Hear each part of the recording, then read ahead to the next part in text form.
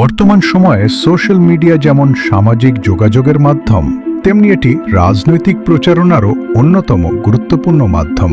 তবে এই প্ল্যাটফর্মগুলোতে ব্যক্তিগত আক্রমণ, অশ্লীলতা এবং বডি শেমিংয়ের ক্রমবর্ধমান প্রবণতা সমাজ ও রাজনীতি উভয় ক্ষেত্রেই এক গভীর সংকট তৈরি করেছে। সম্প্রতি বিভিন্ন পর্যবেক্ষণ বলছে, মতাদর্শিক পার্থক্যের কারণে প্রতিপক্ষকে ব্যক্তিগতভাবে আক্রমণ করা এবং তাদের শারীরিক গঠন বা ব্যক্তিগত জীবন নিয়ে কুরুচিপূর্ণ মন্তব্য করা একটি নিয়মিত অপকৌশলে পরিণত হয়েছে। রাজনীতি ময়দানেও এই ব্যাধি ভয়াবহ আকার ধারণ করেছে। আদর্শিক লড়াই যখন ব্যক্তিগত কুৎসায় পর্যবসিত হয়, তখন তা রাজনীতির প্রকৃত সৌন্দর্যকে ম্লান করে দেয়। প্রতিপক্ষকে রাজনৈতিকভাবে মোকাবিলা করার পরিবর্তে তাদের ব্যক্তিগত জীবন, পরিবার বা শারীরিক বৈশিষ্ট্য নিয়ে কুরুচিপূর্ণ ট্রল করা এখন সস্তা জনপ্রিয়তার হাতিয়ার হয়ে দাঁড়িয়েছে।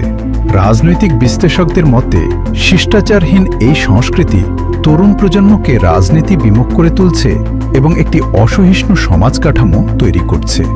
2026 সালের আধুনিক সাইবার নীতিমালা অনুযায়ী এসব কর্মকাণ্ডকে কঠোর অপরাধ হিসেবে গণ্য করা হলেও বিশেষজ্ঞরা মনে করেন কেবল আইনের প্রয়োগই যথেষ্ট নয়।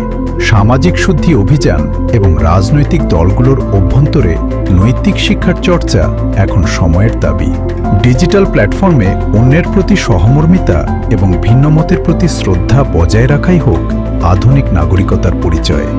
সোশ্যাল মিডিয়াকে একটি নিরাপদ ও সম্মানজনক পরিসর হিসেবে গড়ে তুলতে ব্যক্তিগত আক্রমণ এবং অশ্লীলতার বিরুদ্ধে সম্মিলিত সামাজিক ও রাজনৈতিক প্রতিরোধের কোনো বিকল্প নেই।